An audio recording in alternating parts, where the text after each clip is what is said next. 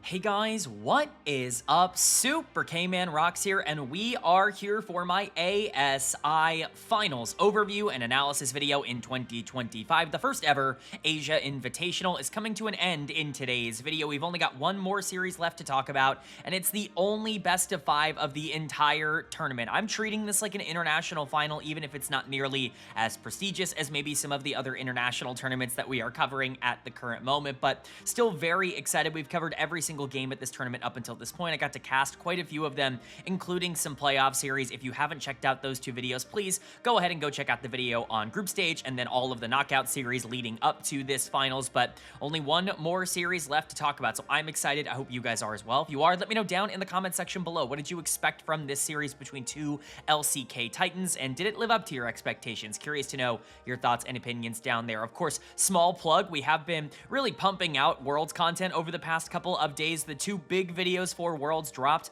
over the weekend, the top 20 players at Worlds, in my opinion, a video, and then my primer and power rankings video for the World Championships as well. If you want to check either of those out, please go ahead and do so. We put so much effort into Worlds content around this time of the year, and it really would mean a lot if you guys went and checked out that video if you haven't already. But with all that being said, all the intro kind of done, let's get into things. If you are new here, how we do finals in these big series is we're going to go game by game, talking about the advantages and disadvantages that each team was able to generate. I'll be giving a player of the game and a dud of the game for each individual game that we cover, and at the end of the series, I will be giving a player of the series or a finals MVP to tie everything into a nice, neat little bow. Not really anything to preview. This is the final series that both of these teams will play over the course of 2025. Maybe ASI ends up, switching up its format next year and qualifying a team for Worlds, but for now, this is just to crown who the best team in the world, not at the World Championships, is. And, I, for one, am actually excited to kind of figure that out, because I think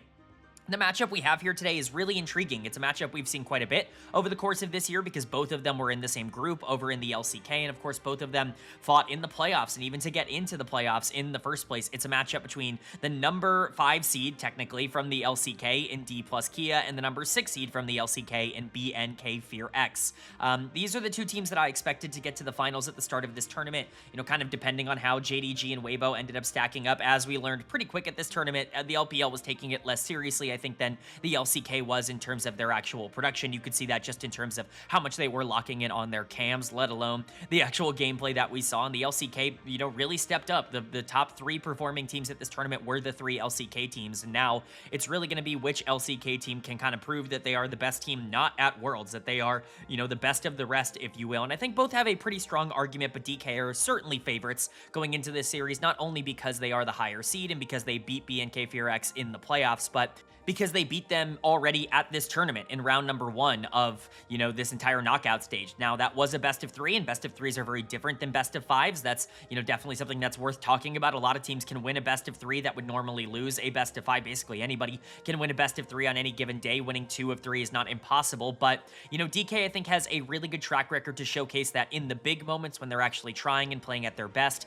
they are the better between these two teams. And I think a lot of that ends up coming down to the fact that it feels like Raptor just can't really get going in the early game in the same way against Lucid as he's able to do against a lot of other teams. I think Lucid has been super consistent at this tournament. He's obviously a player that, at times people were talking about as potentially top 10 in the world, has not necessarily carried that momentum throughout the entire year, especially after the winter split, but you have to acknowledge just how good Lucid is at his absolute best. And you pair him up with a player in Showmaker who's been phenomenal at this tournament. Not only was he capable of carrying Dplus KIA throughout basically all of Rise Group and all of the regular season, but ended up really carrying them throughout a lot of the knockout stage so far as well, pulling out, some less common picks like Malzahar and Kassadin pretty regularly at this tournament and kind of showcasing, hey, I don't need to be playing a lot of these super meta mid laners that everybody's picking, these macro mid laners at this tournament, in order to dominate. I can be the best player at this tournament without, going towards that, playing Malzahar and Kassadin, a lot of the time. So Showmaker's probably been the biggest piece for this team. I think Shiwu's had a really good tournament. His big,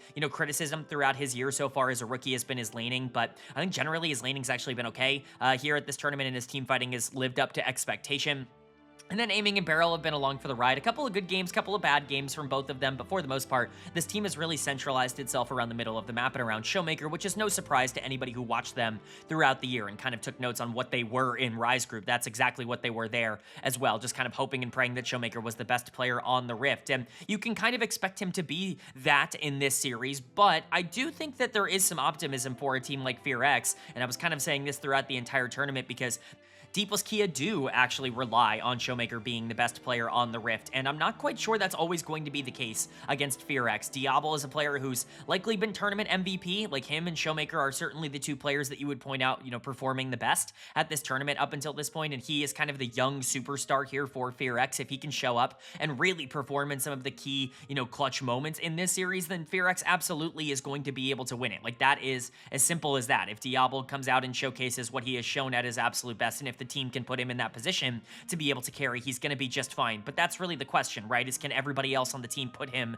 in a position where he actually can showcase that he is better than Aiming, that he is better than Barrel, and that he can be the kind of player that can carry a series like this? You're mostly looking at the mid-jungle duo here. Raptor, I think, has really struggled specifically into Lucid at the end of this year because his aggressive style can be shut down by the fact that Lucid is much more patient and much more passive in terms of how he wants to play his early games. I like Lucid as a player, but he's not this fast-paced, breakneck type of player. He's basically the opposite of Raptor, who's super feast or famine. Raptor either generates a gigantic lead or loses the game. Lucid's just kind of going to be consistent throughout a lot of the game, and I think that sometimes slows Raptor's pace, too far down for him to be able to catch up. It's typically a pretty bad matchup for players of Raptor's quality, but Raptor's a good player, and I think he's good enough to be able to salvage it. We've seen that throughout this year, that there are moments where he is able to get that tempo going, and he is able to be better. And then the main one, can Vikla survive in the mid lane? He's actually been pretty good at this tournament, and I don't think anybody's all that surprised by that. Maybe really casual LCK fans are surprised by that because the narrative has been that Vikla is terrible, but Vikla was certainly better towards the end of summer when this team made their playoff push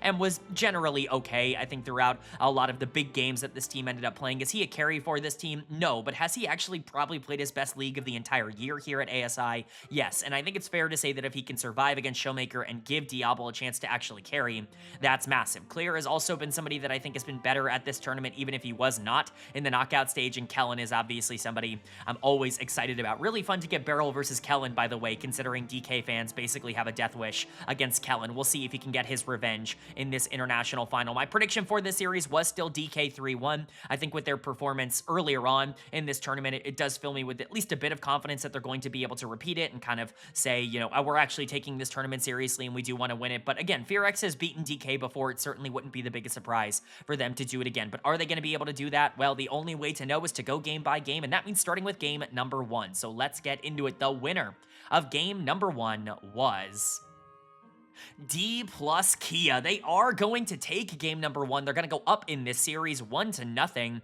and this is a very, very nice way for them to start things off. A sub 28-minute game 1 win, where they just control the entire map, where they end up picking a lot of proactivity and going to some of the things that have really worked for them throughout this tournament. The Malzahar mid, that's basically been a staple of Showmakers throughout this tournament so far. He's looked incredible on it. I believe he's now 4-0 on Malzahar in this tournament. The only good thing for FearX is that this is fearless, and so that Malzahar is now gone for the entire rest of this series, but that pick continues to pay dividends. You have something like a Rek'Sai on the top lane for Shiwu that can really help kind of stabilize that laning phase that you're a bit worried about in the early game, and then get into that mid game where Rek'Sai can completely take over. And then, Lucian Braum for Aiming and Barrel, who can generate tempo and take Diablo out of being able to control the game. It's not really up to Diablo whether or not he gets to play here. It's up to Aiming and Barrel and how much they want to push that tempo, and that's where it was in favor of DK. For FearX on the other side, I like the idea of this draft. I certainly like Ryze and Jarvan as R1, R2. I think that that's one of the strongest starts to a draft you can possibly have, even rounding things out with things like Mbessa and Yunara and Rakan. I think it makes a lot of sense to go for a playstyle that plays around Diablo. It's just,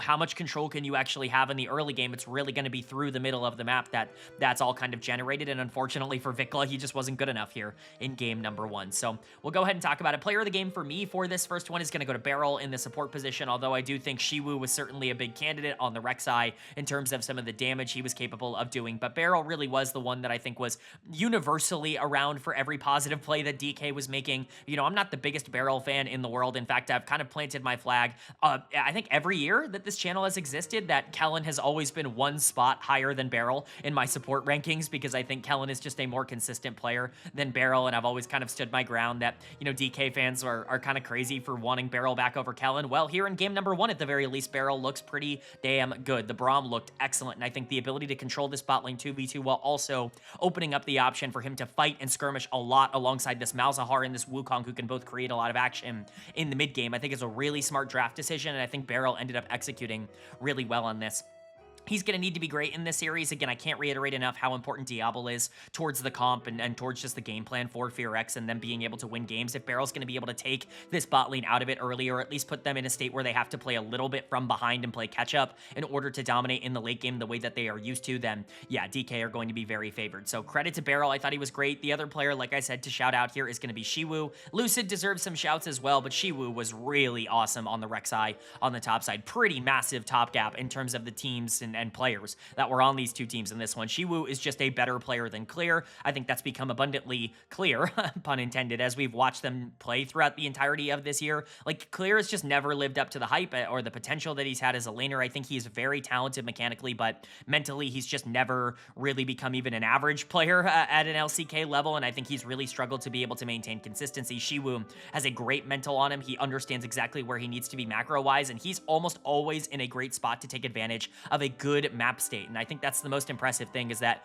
you give Shiwu a couple of kills and he's going to make the most of those kills. He's not just going to turn them into being like, oh, a 5-kill top laner who sometimes shows up to fights and hopefully can take over. No, he's going to push his advantage over and over again and force the enemy team to make decisions that they're often not going to have clean answers to. So again, credit to Shiwu. He was excellent here. Lucid was solid on the Wukong with some nice engages. Showmaker, of course, was great on the Malzahar, being able to lock people down with that ultimate. You know, honestly, Malzahar might be a pick we can expect to see at the World Championships. I wouldn't really be all that surprised if this champ just starts rising in popularity because of this tournament. Having literal flash point-and-click CC is very, very important right now in a meta where I think there are a lot of champions that can just take over in terms of their mobility and can take over in terms of their, you know, ability to affect the map. Things like Talia, Ryze, Galio have been good all year long in the mid lane. I think something like Malzahar, who has really great pushing power, who has the ability to kind of stall out and neutralize early laning phase and play really well both alongside other AD carries that are hyper carries and also play really well into hyper carries. Like, I think he just fits into the meta well, and I think Showmaker has kind of discovered that towards the end of the year. We'll see if that does end up picking up in priority, but it certainly has been successful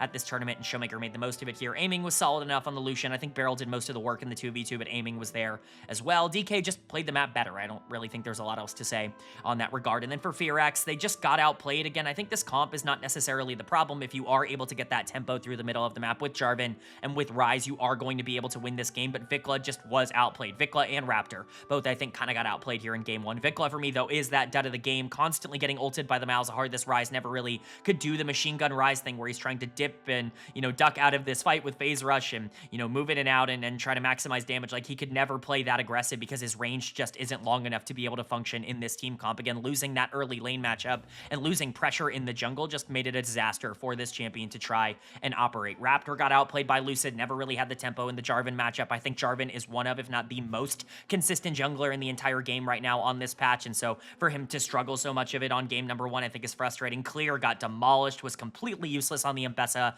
Again, a player that I just don't really trust or believe in a lot. And Diablo and Kellen, while they did lose, they were okay. And in fact, I think Kellen actually played this game rather well on the Rakan. It just didn't really matter because they were in a bot lane 2v2 that could never generate pressure, and the rest of the map was already losing. So just kind of is what it was for FearX. At the end of the day, you know, it's not a great showcase. It's basically exactly what we saw from this team when they played DK last time. In fact, it might even be a little bit worse, but it's just game number 1. You do kind of have to equalize here. If you go down 0-2, just like you did in that last series against DK, well, this time, even though it's a best of 5, it might not feel a lot better. It might feel kind of hopeless if you're a team that feels like they can't take down DK. So I think this game 2 kind of needs to be a win for FearX, but if DK can get that 2-0 lead, boy, are they in a dominant position to be able to carry that through. So are they going to be able to do that?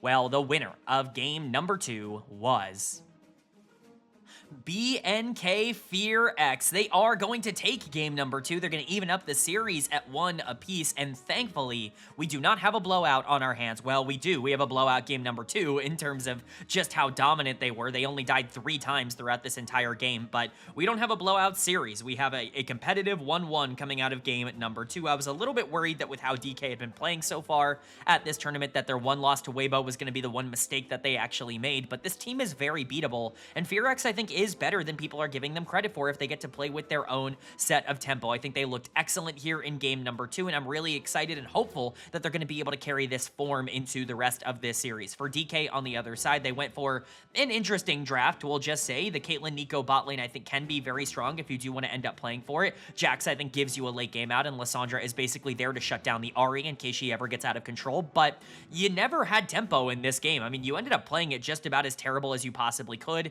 and it really ended up being a big problem for you. So we're going to go ahead and get into it now. Starting with player of the game. I think that's a pretty good place to start. And honestly, you know what? All of them. Like, literally everyone on the team ends up being, like, player of the game worthy in this one. I think Raptor had a great game. I think Diablo had a great game. Those are really the two that I looked at outside of the one that I gave it to, which was Kellen in the support position. Beryl had a great game number 1. Not so good of a game number 2, which we will talk about once we get over to the Dplus KIA side. But Kellen absolutely ended up completely controlling the map. Whether or not you want to say the Rel or the Vi or the Kai'Sa was the most important member of the team, I think is kind of up to you, but to me, Kellen being involved in so much, having the highest KP on the team, and also like the engages that he was able to find on the Rel, the aggressive moves that he was willing to go for, this was just a classic, I am a support and I am going to take the lead that we have and make sure that it's basically impossible to come back from kind of win. You know, I'm really impressed with Kellen. I love the way he gets to play from ahead. I think Diablo gets a lot of credit on this team, as we've talked about all year long, for being so good, and he deserves it. He's ridiculously mechanically talented, but Kellen is a big part of why Diablo has found so much success over the course of this year, because he does kind of get to stabilize him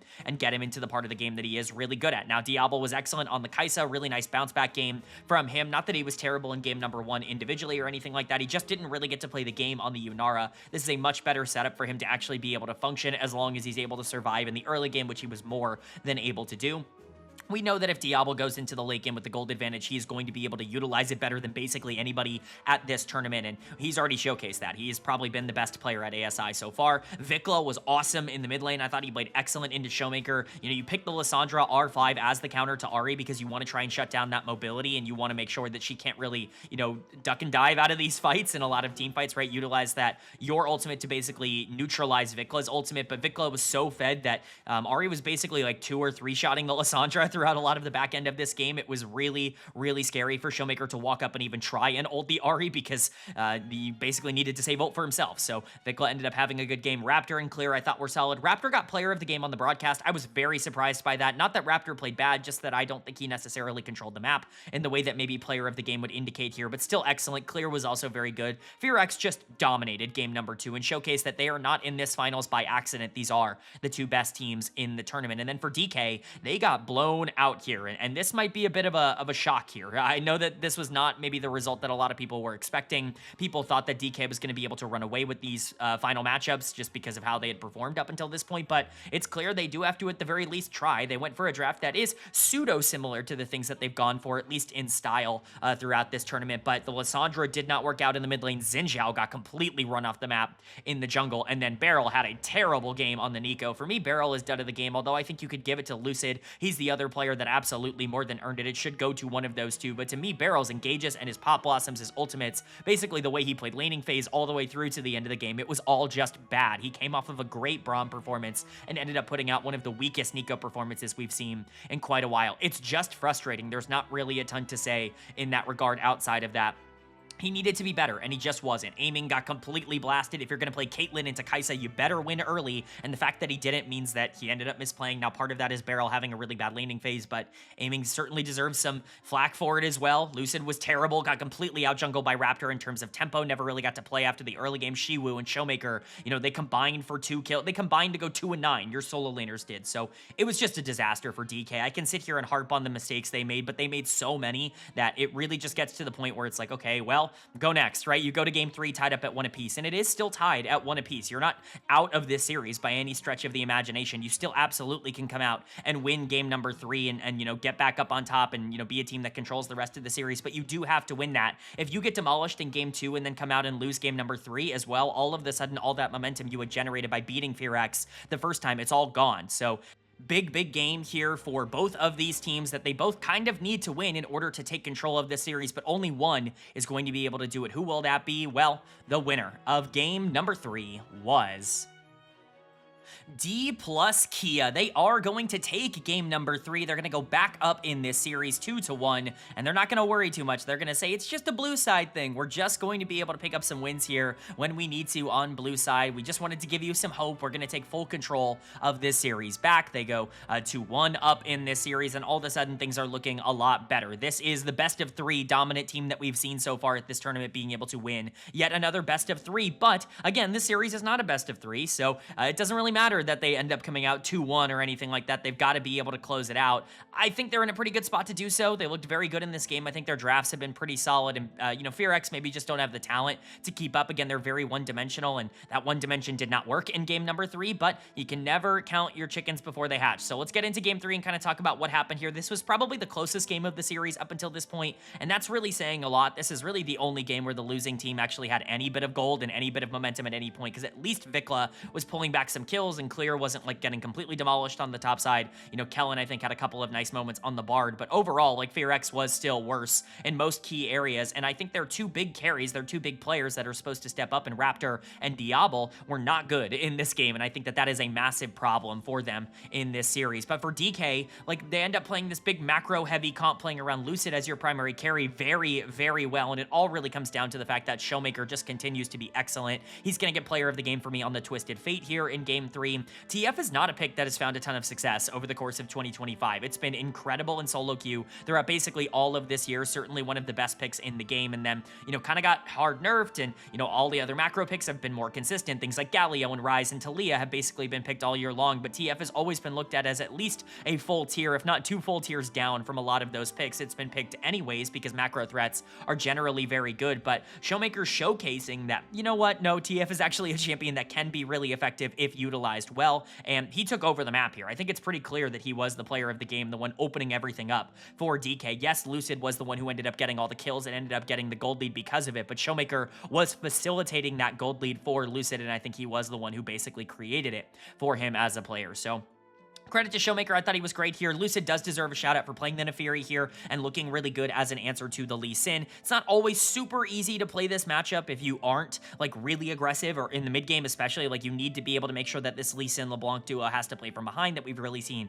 pick up a lot of steam over the past couple of days, but then Neferi ended up getting super fed anyways. The Rumble on the top side helped with that. The Misfortune Leona that can basically skirmish whenever you want ended up helping with that, but Lucid still had to pilot it well. I think the jungle mid duo is a duo that stepped up here for DK, and again, they really needed these 2 players to actually have a good game here in game number 3 to really solidify things. These are the 2 players that I think have really carried them at this tournament up until this point. Credit to Aiming and Barrel. Nice bounce back after a bad game too. It feels like bot lane's just going back and forth and back and forth. Good game versus bad game. It certainly wasn't nearly as bad as the Caitlyn Nico, but basically just as good, I would say, as the Lucian Braum, just maybe not quite as flashy from Barrel in terms of how he played the Leona, but Aiming was perhaps even better in this game. This might be the best game he's played all series long. Those bullet times actually were just shredding through FearX by the end of this game. Shiwu was solid enough on the top side on the Rumble, but really this wasn't really a top lane focused kind of game. This was Showmaker opening up the map with his ultimates and Lucid getting very fed with that Neferi and them being able to just kind of run the rift from there. For FearX, I think they went for kind of a gambit here. The Lee Sin, LeBlanc, Ezreal trio here kind of signifies, hey, we're either going to win this early with proactivity and we're going to be able to find all those picks and all those kills, or we're not going to be able to win the game. You know, it looked like they were doing okay finding some kills onto that LeBlanc throughout parts of this game, but it just never really carried over. And I think more specifically, your main character here in Diablo on the Ezreal just never really got anything going for him throughout this entire game. Diablo was terrible. I'll be honest, like, he was very much a heavy candidate for dead of the game for me on this Ezreal. He never even really got to play the game in terms of his positioning, but part of that was his own fault for not being, you know, good in the skirmishes early and like losing out on a lot of tempo. Could the team have played for him better? Yes, and that's why he's not dead of the game, but he certainly was in the running. I think this is maybe his weakest game of the entire tournament, certainly one of the weakest games he's played all tournament long. A pretty bad time for that to happen for him and for FearX. But Raptor, for me, is going to be the player who does get out of the game. The Lee Sin is just really, really risky, especially blind in this draft. You know, there's some sort of pun to be made there, joke to be made there about Lee Sin blind, but it's just not something that, you know, I think you can pull off unless you are way better than your opposition. And it's clear that DK more than understand how to be able to neutralize that, you know, middle of the map pressure that Lee Sin plus LeBlanc is going to be able to generate. I think especially pulling this out in something like Game 3, when there are so many champion combinations that are still available and up for you to be able to pick that can dominate a game like this. I just think it's, you know, disrespectful. There's really not much else to say, and Raptor ended up getting really punished for it. This Lee Sin was entirely useless, and honestly, this champion has just not looked good in professional play. I think everybody else was fine. Vikla had a couple of moments, even if he needed to be more aggressive. You never really want all the kills to go into Vikla if you're a FearX fan. Kellen and Clear were generally fine. They weren't necessarily the problems in this game, but again, DK just feels like they have a better understanding of what they want to do on this current patch and in this current meta. Are they going to be able to carry that through? Well, now they're one game away from being able to take this best of 5 and being able to take the first ever Asia Invitational as a championship for themselves. FearX want to fight back, but it's now or never.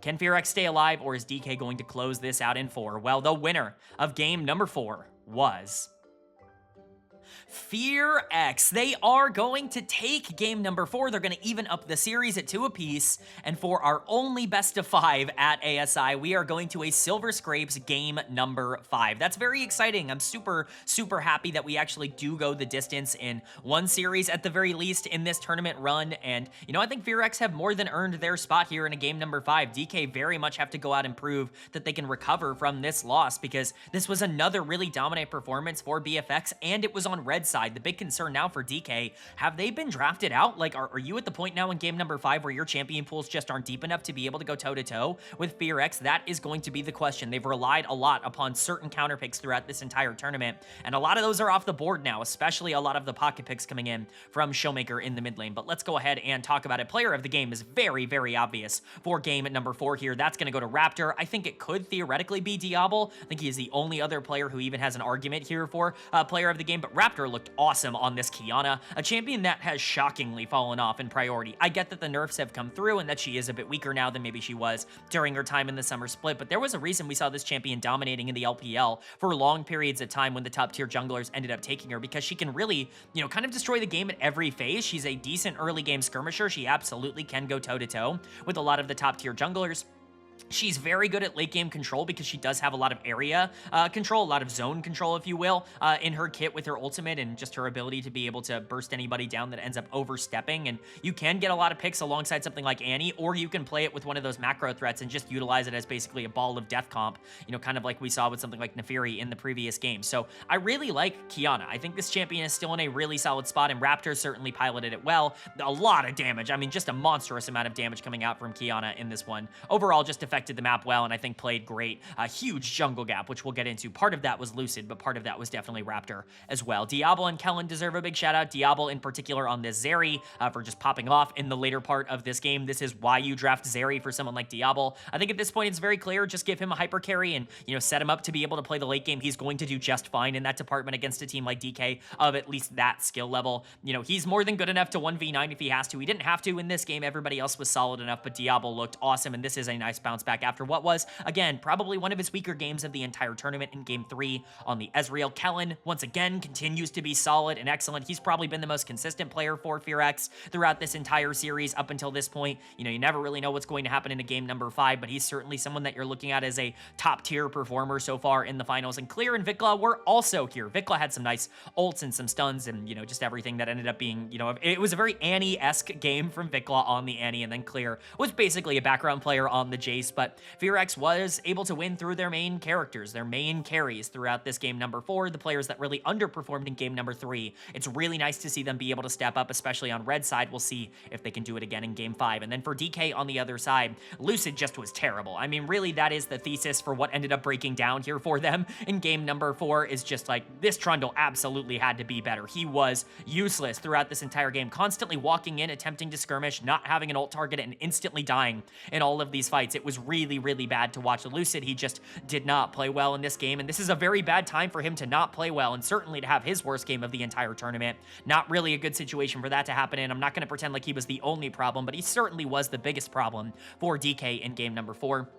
But the solo laners are the other two that I want to shout out. You know, Shiwu never really had the same kind of impact on this Gragas. You know, we've seen Gragas actually have quite a fair bit of success, at least at the top end level from top tier teams, but it's not been successful at this tournament in particular. I think there is something about like, oh, you know, Gragas does take a little bit more execution from the rest of the team in order to make him feel as effective when he is able to neutralize these top lane matchups. Showmaker ends up pulling out his Zoe, his kind of one of his pocket picks. I would say certainly one of the picks you most associate with him individually as a player, and it did not really work here. He was okay. I mean, he was doing damage on the champion, just certainly not enough to be able to break through all of the damage coming through from FearX. His damage was too slow. And then aiming and Barrel were just kind of along for the ride. Again, I'm not going to say that they were the problem. Barrel could have been a bit more aggressive. Aiming is always very passive, but he's playing Sivir. Like, I'm not going to sit here and say the bot lane was the issue. Lucid was the issue, and Shiwu, to an extent, was a little bit of the issue here in game number 4. But now, all the marbles are up in the air. We've already seen DK be able to take the lead back in this series by winning game number 3 after losing game 2. Can they do the same here in game number 5? Can they avoid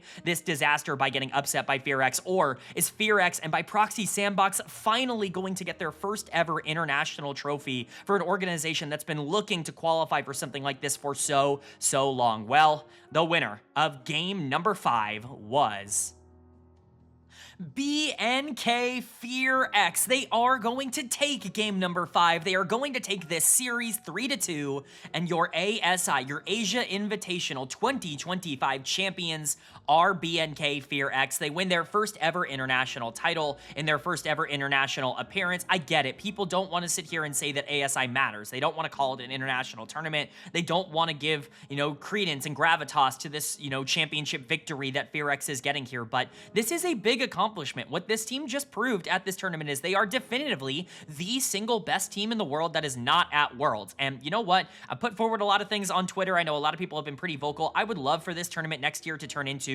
kind of its own play-in style tournament format over the course of a week, where the 4, 5, 6 seeds from all the regions come together, play a tournament, and then one team qualifies for Worlds as that number 16 team. Like, if that's the case, like, this would be kind of a pseudo world spot. I think that's the kind of, you know, quality that you have to look FearX at with right now. And of course, DK going to 5 certainly doesn't deserve to be diminished because of that, but FearX got to win an international tournament. That's so exciting for these players and for this organization. Let's go ahead and get into game number 5 here. Player of the game and player of the series. My finals MVP is going to Kellen in the support position. Cry more if you're a Kellen hater. I will not put up with it for this series in particular. This guy was the best player on the Rift, and it wasn't particularly close for me. I know Diablo ended up getting it on broadcast. I think that's for name more than it was for gameplay. Diablo would have likely been my third choice for this series, behind Raptor as well.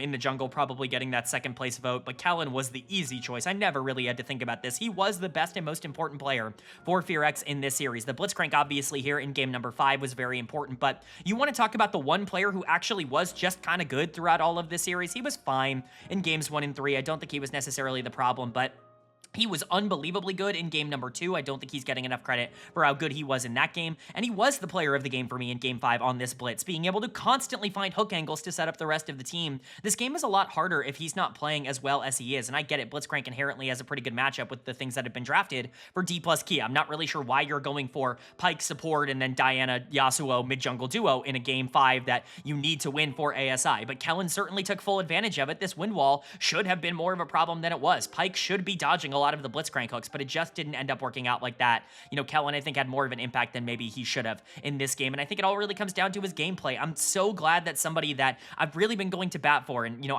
a little bit biased here, like, I have been putting Kellen one spot above Barrel for years, basically every year since 2023. Kellen has been one spot above Barrel in all of my rankings because I just kind of want to make that point. Well, he kind of proved in this series that he's better than Barrel. He absolutely was better than Barrel here today in one of the biggest series that both of them are going to play all year long, and he deserves that finals MVP. But again, Diablo, Raptor, I think both of them also were in the conversation for me. I didn't go nearly as heavy in on Diablo as maybe the broadcast did, or at least like the actual voters did in terms of finals MVP. It was never really something I considered. I thought he was very good, but overall, kind of more of a background piece in this series, which is maybe even more impressive because he's been so main character-y throughout this. Like, he was excellent on the Zeri in game 4, and I think his game 2 was also really, really great, but I don't know if he necessarily generated those resources himself in either of those two games. So for Diablo, again, I want to give a big shout out. Like, he was the best player at this tournament. He's the tournament ASI MVP. I think that's fair to end up saying, but I think finals MVP might not be the direction I would have gone in.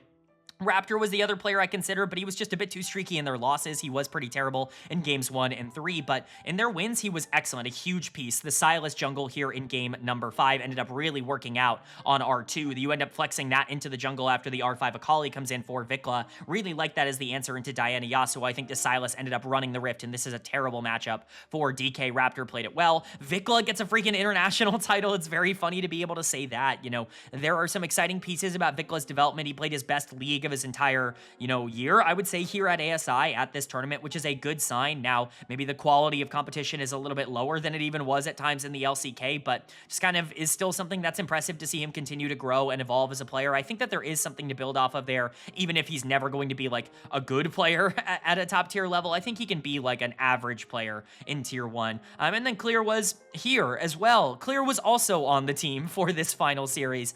He didn't really have any sort of major impact on the series as a whole, but Kellen I thought was excellent. Raptor gets an international title, somebody who I've also been a pretty big fan of over the course of his career. Just happy for FearX, for this organ, for these players to pick up the win here. And then for Dplus KIA on the other side, it's unfortunate that you were the favorites coming into this tournament and you couldn't quite get it done. But honestly, we can't be all that surprised that this team wasn't good enough to be able to beat FearX in a best of 5. Best of 3 merchants, I think, are kind of fair to say about DK throughout a majority of this tournament. Beryl, for me, is going to get dead of the game for game number 5. I think that's pretty obvious. This Pyke just ended up being almost entirely useless. Basically, every positive play that was made was traded off for an equally, if not more, negative play in favor of FearX throughout a lot of this game. The Pyke is just not a good B3 pick here. I think it's way too aggressive for what you want to do, and maybe they're just not taking this game 5 all that seriously. Maybe you're selling it a bit, but honestly, like, this team has been, picking weird stuff throughout this entire tournament. The Malzahar, the Kassadin, we even saw, multiple times throughout this series itself, some weird picks like Zoe, Twisted Fate even coming out in the mid lane, things that aren't necessarily considered as meta when there are meta things available. DK have been pretty pro wanting to go against the grain from a meta perspective. Unfortunately, it just did not work out here in game number 5, and Beryl, I think, was a reason for that. Lucid and Showmaker also really let the team down at the end. Lucid had a terrible final 2 games of this series. Certainly something to note. I'm not going to sit here and say that he's not a player that steps up in big moments, because I think we've seen him play well in the playoffs in the past, but it is definitely worth noting that Lucid was not very good at the back end of this series. Showmaker, I think, wasn't really able to accomplish anything on the Yasuo, and then Aiming and Shiwu were just kind of along for the negative ride. DK, favorites coming into this series as well, in particular, having already beaten FearX at this tournament, just could not quite get the job done, and that's all the credit in the world to FearX, who are your ASI 2025 champions. Again, I want to hype this up, because even if people weren't taking this tournament all that seriously, this is something that I do think matters. This team went out and proved that they are the single best team in the world that is not at the World Championships, and even if that is a bit of a pretty strong qualifier, it's still a nice record for them to hold.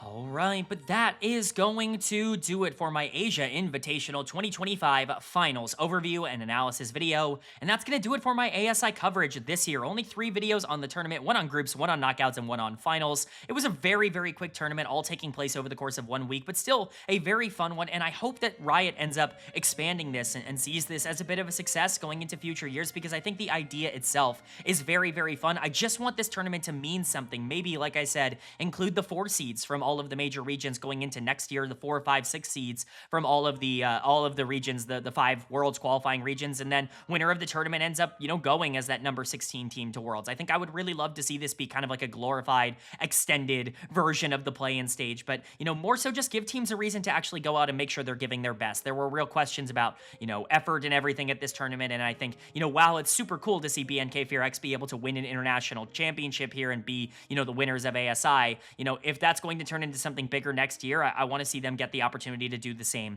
going into that. But that's going to do it for ASI coverage. That's going to do it for the video. I hope you guys enjoyed. If you did, leave a like. It really does mean a lot to me. Lets me know you guys are enjoying the content, and it does help get this video out to a lot more people, which I'm always very appreciative of. If you're new here, hit the subscribe button. We've already posted our big pre-Worlds coverage, the top 20 players list, and then my primer video, but Worlds coverage is starting tomorrow. We're going to be covering every single game, every single series that takes place over the course of the World Championships, and if you want to stick around for that, hit subscribe and hit that bell so you can be notified when all of those videos do go live. But with all that being said, I hope you all are having a great day. I hope you continue to have a great day, and I will see you all